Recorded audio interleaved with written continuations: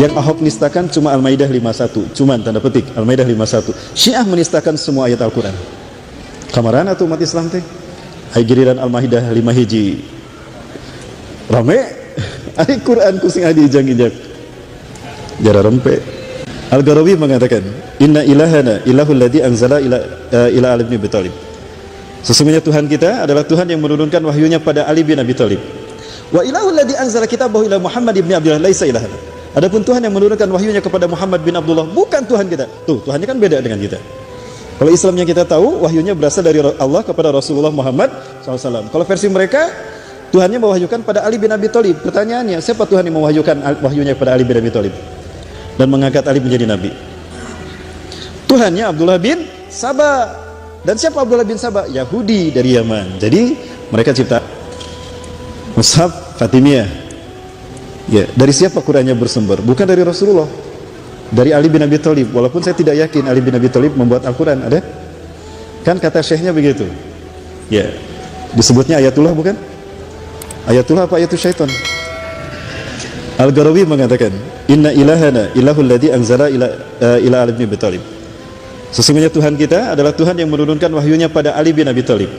Wa ilahul ladzi anzala kitabahu ila Muhammad ibn Abdullah laisa ilahana. Adapun Tuhan yang menurunkan wahyunya kepada Muhammad bin Abdullah bukan Tuhan kita. Tuh, Tuhannya kan beda dengan kita. Kalau Islamnya kita tahu, wahyunya berasal dari Allah kepada Rasulullah Muhammad SAW. Kalau versi mereka, Tuhannya mewahyukan pada Ali bin Abi Thalib. Pertanyaannya, siapa Tuhan yang mewahyukan wahyunya kepada Ali bin Abi Thalib dan mengangkat Ali menjadi nabi? Tuhannya Abdullah bin Saba. Dan siapa Abdullah bin Saba? Yahudi dari Yaman. Jadi mereka ciptaan. Ya, jadi Islam bukan? Kan Islam, Qurannya beda. Hadisnya utsrah ahlul bait. Beda, bukan hadis-hadis seperti kita. Utsrah ahlul bait. Di hadapan saya mereka menolak Quran kita dan hadis kita. Saya bawa Quran dari Libanon, Beirut. Hadis Ibnu Hajar Al-Asqalani sebagai contoh saja, pengen tahu. Itu oleh-oleh dari Yaman. Ustaz, biar efektif dialog kita. Kita mulai dari Quran surat apa, hadis riwayat siapa, sahabat siapa. Apa kata ulama Syiah ini? Ulama apa pendeta? Kata pendeta Syiah ini, maaf, Quran kita beda, hadis kita beda. Oh, udah kafir tuh. Ya. Yang Ahok nistakan cuma Al-Maidah 51, cuman tanda petik Al-Maidah 51. Syiah menistakan semua ayat Al-Quran. Kamaran atau umat Islam teh? Ai giliran Al-Maidah 5 hiji rame, ai Quran kusing adi ijang-ijak jara rempe. Puntennya udah curhat. Gimana nyambung merasa? Baik, ya. Ya benar Pak. Jadi nifak ada dua ya, nifak amali sama nifak i'tiqadi. Yang di bawah, paling bawah di kerak neraka itu nifak i'tiqadi. Yang paling bawah kerak neraka itu nifak i'tiqadi. Di atasnya ada orang musyrik, di atasnya lagi ada orang kafir. Itu di dalam neraka. Baik Bapak dan Makula, terkait dengan ikhlas. Ikhlas ini implikasinya dua, ganda. Maksud ikhlas di sini. Yang pertama, apabila keyakinan yang selama ini kita pegang, amaliyah yang selama ini kita amalkan, paham yang selama ini kita pegang bertentangan dengan Quran dan Sunnah, kita ikhlas meninggalkannya. Ini ikhlas yang pertama. Apabila yang kita yakini selama ini, apabila yang kita amalkan selama ini tidak sesuai dengan Quran dan Sunnah, ikhlas kita untuk meninggalkannya. Yang kedua, apabila kita mendapatkan satu penjelasan, satu keterangan, ternyata itu sesuai dengan Quran dan Sunnah, yang selama ini belum kita tahu, belum kita amalkan, maka wajib kita menerimanya dengan ikhlas. Ini wakil. Nah, dalam dua hal ini, persamaan di antara kita. Jika dua hal ini ada pada diri kita, sah akidah kita. Ya, akidah kita sah. Nah, jika ada beda dalam dua hal ini, nah itu berarti akidahnya berbeda. Betul para muslimin? Nah, hati-hati dengan satu kelompok yang selama ini merasa paling benar, paling sunnah, yang lain tidak sunnah. Mereka sunnah, yang lain ahlu subhat. Tapi mereka taklid kepada ustadz mereka. Maka ngajinya hanya di situ-situ saja. Nggak boleh ngaji kepada ustadz di luar mereka. Kalau ngaji di luar ustadz mereka ditahzir. Nah, saya korbannya dulu. Ya, tapi istilah saya bukan tahzir, tapi tahkim. Ya, istilahnya itu para muslim. Baik, Ibu rahmatullah. Perasaan baru mulai. Baik, sampai mana tadi?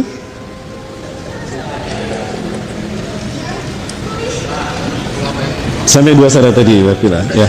Nah, kelompok yang satu ini tadi, Ibadah itu bahayanya dalam hal akidah, ya. Untuk kelompok yang terakhir ini ingin saya perjelas lagi, karena mungkin ada teman-teman yang saat ini masih memandang silau keberadaan mereka. Ya, Fira, di zaman Rasulullah SAW, para sahabat kagum kepada seorang laki-laki. Ketika mereka datang ke Masjid Nabawi, laki-laki ini sudah ada duluan. Ketika dia ibadah, ibadahnya luar biasa. Minder para sahabat. Ketika dia baca Quran, dahsyat bacaan Qurannya, seolah-olah Quran diturunkan untuk dia.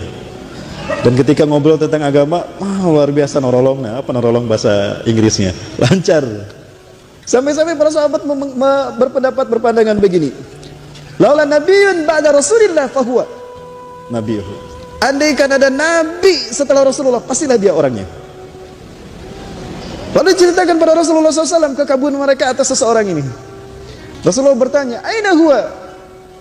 Dulu nih, mana orangnya? Coba tunjukkan pada saya." Huwa ya Rasulullah, itu dia. Semua Rasulullah lihat. Hadan ladzi ta'ajjabu nabi. Apakah ini orang yang kalian kagum kepadanya? Betul ya Rasulullah. Hebat kan ya Rasulullah? Opat jempol lagi ya Rasulullah. Ya. Apa kata Rasulullah? Aku tidak melihatnya sebagai orang mulia. Demi Allah, yang aku lihat justru bekas tamparan setan ada pada wajah orang ini. Dan demi Allah, umatku di akhir zaman akan menderita di tangan orang-orang seperti dia. Masya Allah. Ibadahnya hebat, bikin kagum para sahabat, ilmunya tinggi, bacaan Qur'annya dahsyat, ngomong Islamnya luar biasa, banyak pengikutnya. Lihat di televisinya, luar biasa kan? Tapi sombong dengan keberadaan kelompoknya, taklid kepada ustadznya, kepada syekhnya. Padahal sudah dijelaskan, fala takunul aqidatu taqlidan liman tuhsinu bihimuz zan. Tidak boleh taklid dalam hal akidah, karena Allah menurunkan kebenaran itu kepada siapa yang Allah kehendaki. Yu'til hikmata man yasha.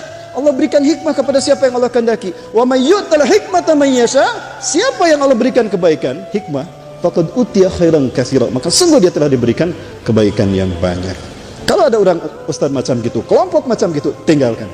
Bahaya gitu. Kenapa? Apa kata Rasulullah? Nih, ini hadis berikutnya. Masih 10 menit ya? 5 menit. Tadi saya lihat 10 menit tulisannya. Maaf. Ya, Rasulullah SAW mengatakan begini. Yakhruju fi akhir zaman. Akan keluar di akhir zaman nanti. Qaumun tahkiruna salatakum ma'a salatihim. Wa tahkiruna qira'atakum ma'a qira'atihim. Wa tahkiruna a'malakum ma'a a'malihim. Akan keluar di akhir zaman nanti satu kelompok yang kalian minder ketika kalian membandingkan salat kalian dengan mereka. Ketika melihat mereka salat, minder kalian. Ya, silakan coba sekali aja ta'lim di sana. Coba ikut kajian mereka sekali. Minder pasti. Ya. Karena yang isinya doktor tuh. Ya, lulusan Madinah. Jidatnya juga hitam, jabatnya enggak seperti saya, tebal. Itu bukan ukuran ya. Ya. Utakiruna qira'atakum ma'qiratihim, kalian akan meremehkan bacaan Quran kalian dibandingkan mereka. Ilmu kalian tidak ada bandingannya dengan mereka. Lihat di YouTube ceramah mereka, banyak tuh ustaz-ustaznya. Utakiruna amalakum ma'amalihim, dan kalian meremehkan amal kalian dengan amal mereka. Tapi apa kata Rasulullah? Hum yamrukuna minad din. Mereka lepas dari Islam seperti anak panah yang lepas dari busurnya lalu menembus bidikannya. Luar biasa. Rasulullah mengibaratkan mereka lepas dari anak panah. Ya, maaf, anak panah lepas dari busurnya lalu menembus bidikannya, sasarannya. Rasulullah mentafsirkan dengan anak panah. Pertanyaannya, ketika anak panah dilepas dari busurnya, balik lagi tidak? Balik lagi tidak? Kalau mereka diibaratkan demikian, lepas dari Islam, balik lagi tidak? Kalau hadis ini dilanjutkan, ngeri Bapak Ibu. Kok bisa ngeri? Lanjutkan hadisnya. Fa'aina malakituhum, dimanapun kamu bertemu dengan mereka, faqtuluhum, bunuh mereka. Fa'inna qatlakum iyyahum ajrun liman qatalahum yaumil qiyamah, karena pahala menunggu bagi siapapun yang membunuh mereka. Makanya saya tantang tuh Ustaz. Aduh, kenapa saya melakukan itu? Guru saya, syekh saya dihina sama dia, Abdullah Azam, Hasan Albana. Wah, itu pecundang agama. Mereka tokohnya, saya hafal dulu satu jamaah dengan saya di Cilacap tuh. Ya, Abu, gitulah, hampir sama namanya dengan Abu. Pakai Abu maksud saya ya, jangan tersinggung. Pakai Abu, ya. Kayak Abu Lahab, Abu Jahal kan pakai abu ya. Ya. Nah, dia membuat tulisan dosa Ikhwanul Muslimin kepada umat Islam. Oh, luar biasa. Seolah-olah surga ada di tangan mereka. Nah, yang seperti ini yang berbahaya. Baik, Ibu, boleh saya minta berapa menit lagi? 5 menit boleh? 5 menit persenan. Baik, kita lihat Quran hadisnya, Bapak Ibu. Kita lihat Quran hadisnya. Kita buka Quran surat Arum. Ya, surat Arum. Kita buka surat Arum ayat 31-32. Ya, namun sebelum saya tegaskan surat Arum ini, saya tegaskan kembali. Berbeda dalam masalah furu. Selama ada dalil silakan. Tapi beda dalam hal akidah haram. Ya, dalam akidah haram. Kalau ada orang mengatakan akidah kita sudah beda, berarti agamanya sudah beda. Tauhidnya, akidahnya antara tauhid dan syirik dan kafir itu seperti itu. Ya, kalau furu'iyah tidak sampai berbeda akidah. Kalau beda furu'iyah selama ada dalil ya. Baik, kita lihat Qurannya. Surat Ar-Rum ayat ke-31. A'udzubillahi minasyaitonirrajim. Munibina ilaih wattaquhu wa aqimus sholata wa la takunu minal musyrikin. Dengan senantiasa bertobat kepada Allah, bertakwa kepadanya dan mendirikan salat. Dan janganlah kamu termasuk orang-orang musyrik. Wah, subhanallah. Ayat ini mencerdaskan juga, Ibu Abdullah. Inilah fungsi Al-Quran. Apa, Ibu Abdullah makumullah? Bertaubat dengan istiqomah, takwa dan salat. Itu perbuatan siapa? Perbuatan muslim bukan? Perbuatan muslim kan? Betul? Sekali lagi. Taubat, takwa, salat. Perbuatan siapa? Muslim. Tapi kenapa di akhir hayat wala takunu minal musyrikin, dan janganlah kalian termasuk orang-orang musyrik? Bahkan sudah taubat, sudah takwa dan sudah salat, kok masih dilarang jangan musyrik? Artinya, walaupun dia rajin taubat, takwa di hadapan kita, hebat salatnya, belum tentu dia selamat dari syirik. Betul? Seolah-olah demikian kan? Pertanyaannya, kemusyrikan macam apa yang bisa menimpa orang yang suka taubat, takwa dan salat? Ayat berikutnya jangan dikembalikan pada logika gitu. Kembalikan pada ayat Al-Quran. Ayat 32. Minal ladina farraqu dinahum. Ra-nya ditasydid. Minal ladina farraqu dinahum. Yaitu orang-orang yang memecah belah agama mereka menjadi golong-golongan. Wa kanu syi'a, dan mereka bergolong-golongan. Kullu hizbin bima ladaihim farihun. Setiap golongan merasa bangga dengan apa yang ada pada mereka. Bangga dengan ustadznya, bangga dengan syekhnya, bangga dengan jumlah pemimpinnya, bangga dengan judul-judul kajiannya, dan bangga dengan nama kelompoknya. Ya. Betul Pak Presiden? Baik, Ibu Abdullah, saya tanya, realitas, jujur tapi ya Bapak Ibu ya, boleh jujur ya? Yakin Allah Maha mendengar? Yakin Allah Maha melihat? Yakin Allah Maha cepat hisabnya? Allahumma ya Allah, kabulkan ya Allah, tolong hisab sekarang juga ya Allah. Siapapun yang sesat dan menyesatkan di antara kami ya Allah, Ibu Abdullah, tolong jawab dengan jujur. Saya bertanya dari akidah saya, dari keyakinan saya, tolong jawab dengan keyakinan antum sekalian. Hari ini umat Islam berjamaah apa berpecah belah? Yakin? Berjamaah apa berpecah belah? Berpecah belah. Setiap perpecahan itu punya nama masing-masing, betul? Betul. Sekarang sebutkan nama-namanya dalam hati saja, jangan disebutkan, nanti ada yang tersinggung. Dalam hati saja.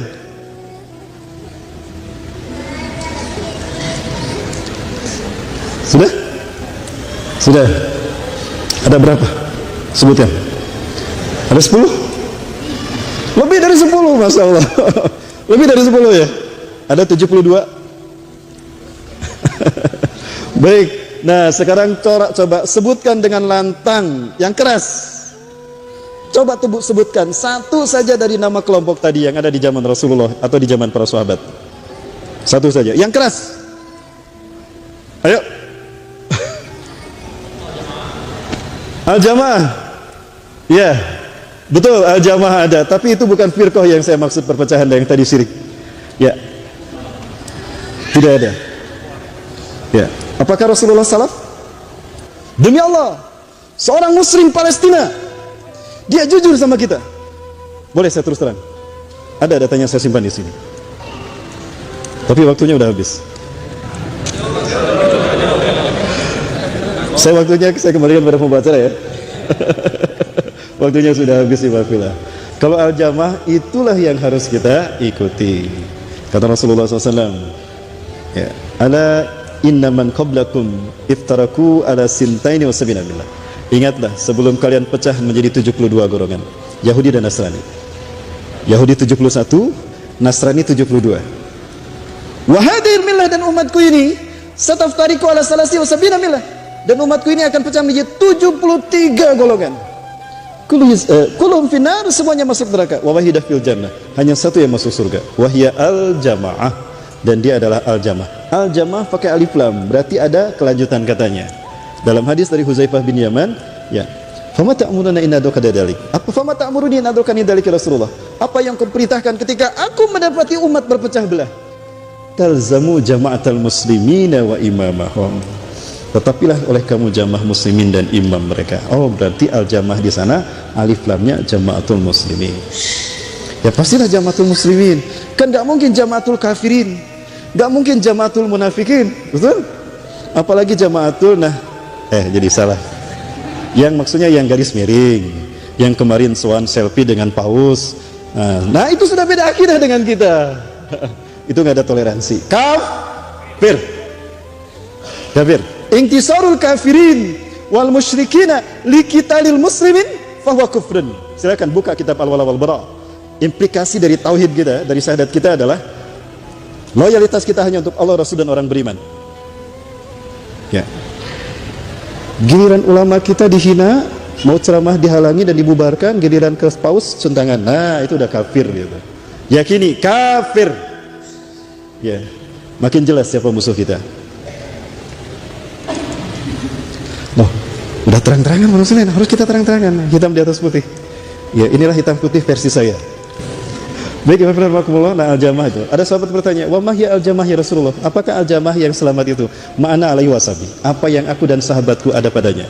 Jadi al-jamaah itu adalah kelompok atau sesuatu seperti apa yang Rasul dan para sahabatnya amalkan. Itulah al-jamaah.